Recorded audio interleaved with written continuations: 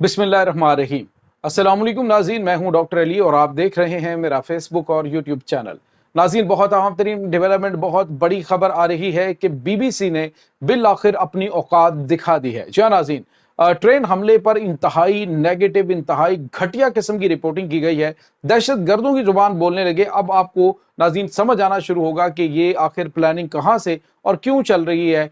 Marang Bloch के हवाले से जो दावे किए गए हैं बीबीसी की जानिब से, उसकी भी तफसीलात आपके साथ शेयर करेंगे। और जो इस वक्त प्रोपेगेंडा किया गया है पाकिस्तान के खिलाफ बीबीसी की जानिब से, वो हम आपके साथ शेयर करेंगे।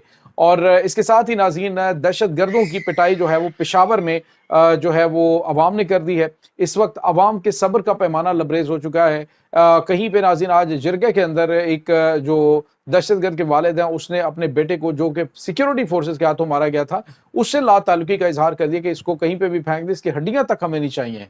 यानी इस कदर बेजार हो चुके हैं लोग। ये तमाम तरह डिटेल्स आप जानेंगे, ये कहाँ पे वाकया पेश आया है, जो दहशतगर्दों की पिटाई हुई है। वीडियो की तफसील में जाने से पहले अगर आपने हमारे इस चैनल को सब्सक्राइब नहीं किया हुआ तो आपसे गुजारिश है, काइंडली इसको सब्सक्राइब कर लें और बेल आइकन को जरूर दबा दें ताकि हमारी आने वाली वीडियो सबसे पहले आप तक पहुंच सकें।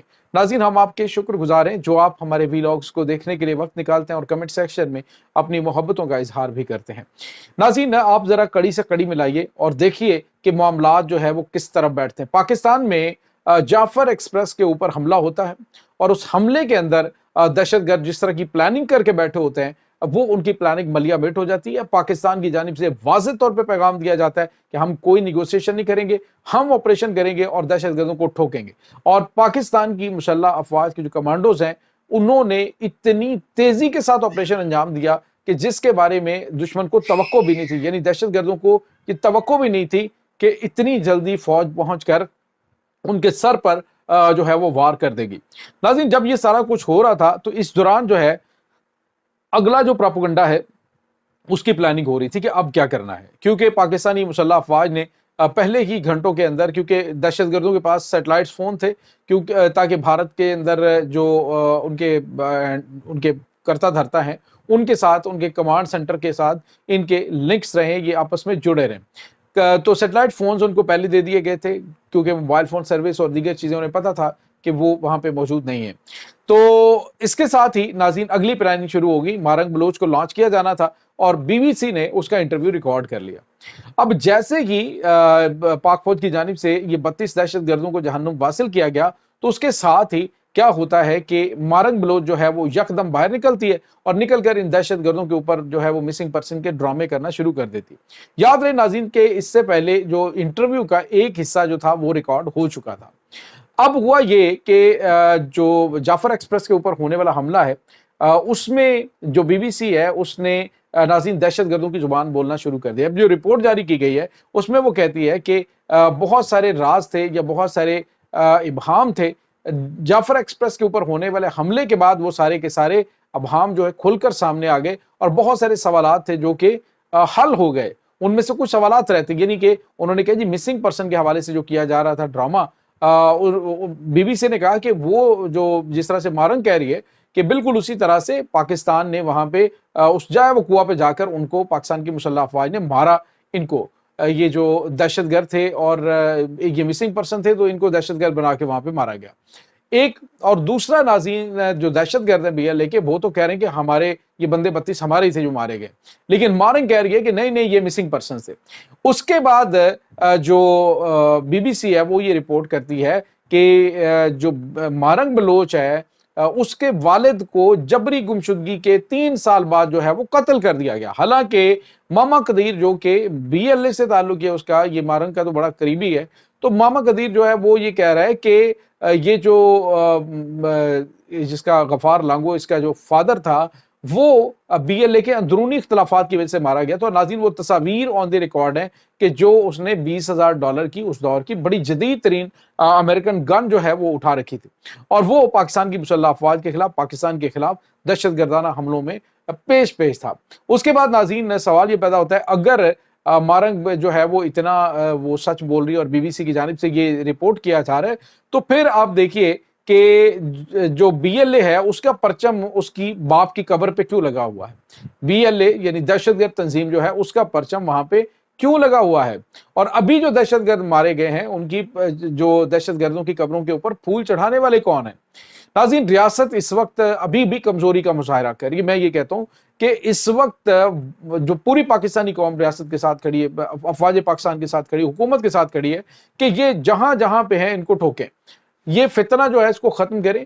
ये इस वक्त इंटरनेशनल मीडिया, नाज़रीन भारत के साथ आपको पता है कि बीबीसी ने पहले भी बड़ी घटिया रिपोर्टिंग की थी। 1965 की जो वार थी नाज़रीन, उसमें आपको पता है कि ये जो बीबीसी है इतनी गंदी और घटिया रिपोर्टिंग की थी कि क्रोमा के जरिए उसने, जो भारतीय फौजी हैं, क्रोमा टेक्नोलॉजी तब तो बिल्कुल किसी बंदे को पता ही नहीं होता था, तो क्रोमा टेक्नोलॉजी के जरिए इन्होंने अनारकली बाजार के अंदर ये भारतीय फौजी हैं इनको चलता फिरता दिखाया कि भारतीय फौज जो है वो पाकिस्तान में दाखिल हो चुकी है और इस वक्त अनारकली बाजार के अंदर जो है वो इस वक्त भारतीय फौजी घूम रहे हैं।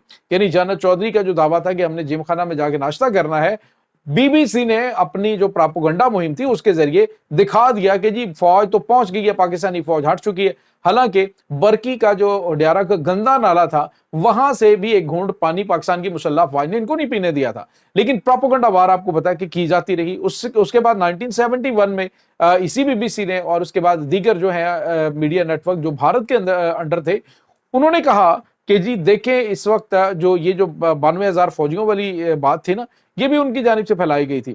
उसके बाद आप देखें कि पता चला जी कि टोटल फौज जो है वो तकरीबन 30-32 हजार थी।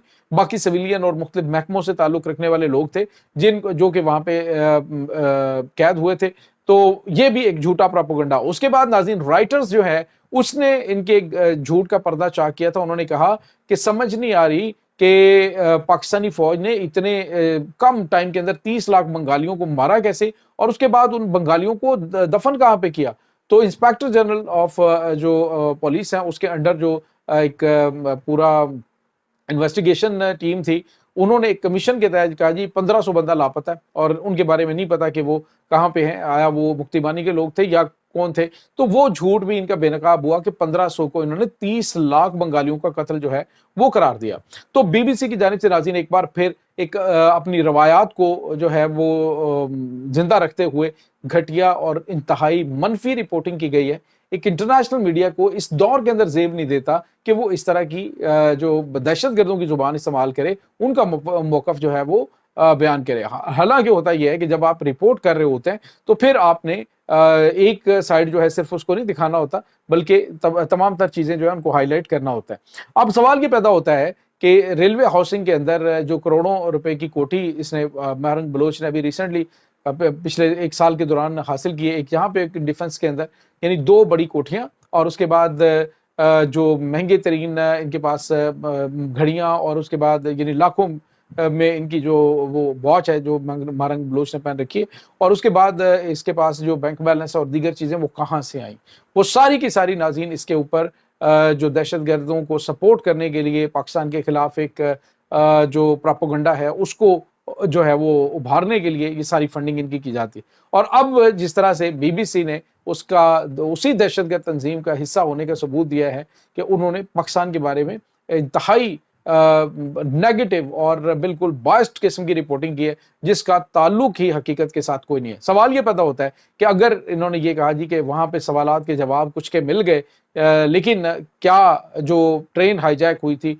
वो आके जिन्नात ने कर ली थी, जिन्नात ने वहां पे इतने लोगों को मार दिया था, आखिर कौन थे जिन्होंने ये सब कुछ किया। जब वो मारे जाते हैं तो उसके बाद मिसिंग पर्सन का उनके ऊपर ड्रामा करना शुरू कर दिया जाता है।